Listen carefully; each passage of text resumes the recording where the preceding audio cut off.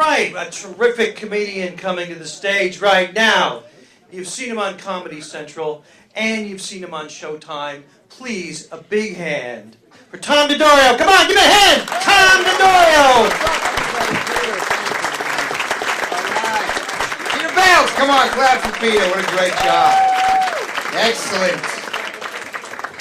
All right, what's up? You guys good? Nice. Yeah, you know, my girlfriend's, we both have problems. She's coming to me, wakes me up like 3 o'clock in the morning with like an issue. And she tells me, listen, I gotta tell you, I found something about myself. I discovered something about myself, I have to tell you. I'm like a little nervous, so she says, listen, I'm bipolar. I know, I was excited for like the first 2 letters.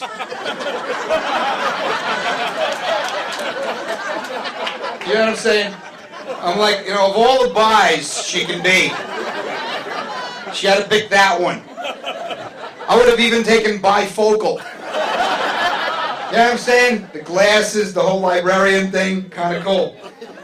But we don't communicate with each other. Like I have ADD. She's, you know, bipolar. She yells at me. I don't pay attention. It's perfect. You know what I'm saying? But it's weird because, like, you know, we're always getting it. All right. I left her this note because every time I say something to her, she thinks I'm calling her stupid because she's really smart. So I left her a note and I said, listen, I know sometimes the things I say to you, you think I'm calling you stupid, but I am. Okay? You're way ahead of me. She read it. I know sometimes the things I say to you, you think I'm calling you stupid, but I am. How screwed was I? And, all right, and we don't get along so great because she's vegetarian. Okay? Now the thing is, vegetarians drive me a little crazy because they're always running around trying to find shit that tastes like meat. You ever notice that? She's always coming at me with some piece of like fake looking shit with like grill marks that look like they're done with like a Sharpie. And she's going, you gotta try this tastes just like meat. Like when I go get like a porterhouse and come to you like, you gotta try this tastes just like asparagus. It's amazing. And you know what she says to me? She goes, listen to me, don't eat meat, you'll save a cow. Okay, I went to the supermarket. The cow was already in friggin' pieces. I'm in there like, oh my God, we're not gonna save this one. He's a goner. Here, take a porterhouse. See if you can bring him back. Give it a try. Let him go out the door or something. You know, man, it's all right. You know, it's tough dealing with that, man. It's weird, too, because she drinks. She drinks, and it's weird. Vegetarian, and she drinks. A lot. Yeah, it's weird, man, because you know what the problem is, though? She drinks, like, she lives, like, too far away from me. Like, I gotta move around the corner from her, because she lives, like, an hour away.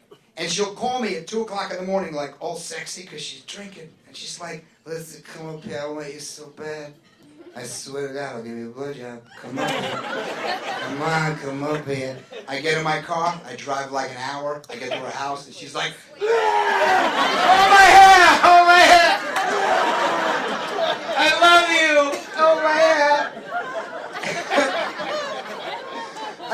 Right? I gotta move around the corner from her. So she's like, listen, I want you so bad. I'm like, ding dong, I'm right there, you know what I'm saying? I gotta get right where I need to be. And you know what's messed up? She'll call me up drunk, calls me like 2 in the morning, like drunk, but wants me to go help her because she's sick. And she'll call me up and she'll go, listen, please come and get me. I'm so sick and my cell phone's gonna die. Please come and get me. So I'm like, all right, I'm a little pissed, you know? I'm like, all right, where are you?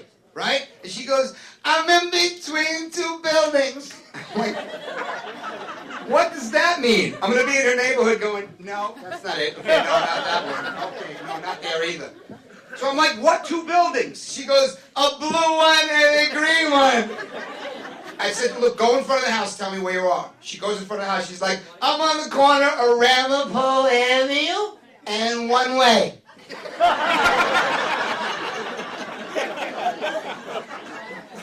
so much. Because you know what it is, they get together, they have like a designated driver when they go out. You know what I'm saying? Like, because they got a designated driver. And you know what's so crazy? One of their friends got pregnant. They weren't excited because she was pregnant. They were excited so they can get shit-faced because she gets to drive for 9 months. She's like, I'm pregnant. They're like, oh my God, that's great. You can drive while we get shit-faced. What about the life growing inside of me? What about that part of it? But so it's weird because when I was a kid, there wasn't any designated driver. It was the least drunk person. That guy drove. Yeah, there was the least stoned guy. Like, I'd be in a parking lot arguing with a friend of mine going like, wait a minute. Listen to me now. You did 2 Quaaludes. I only did 1 Quaalude.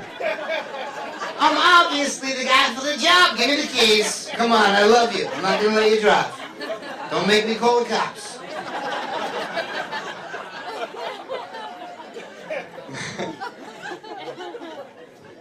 You know, and I'm so in debt, I got so much debt, man. It's like the American way, you know. I'm so in debt. Got so much debt. I bought that Wii game for my nephew. You know that game, man? It's a really cool, if you don't know it, it's a really cool video game. But he's so spoiled. He calls me and he's got like a 70-inch TV. And he calls me and he's like, dude, you gotta come in. You gotta check this out, man. You gotta see this. And I go in and he's like, look. And he's got this little stick. And he's playing tennis. And he's hitting the ball. Isn't that cool? He's playing tennis and the ball's going away and coming back. And he's hitting the ball, it's coming back. And he's like, look at this, man. This is almost like real tennis. And I said, well then, why don't you just go fucking play tennis? Holy shit, like how much like real tennis does it have to get before you actually just go play the game?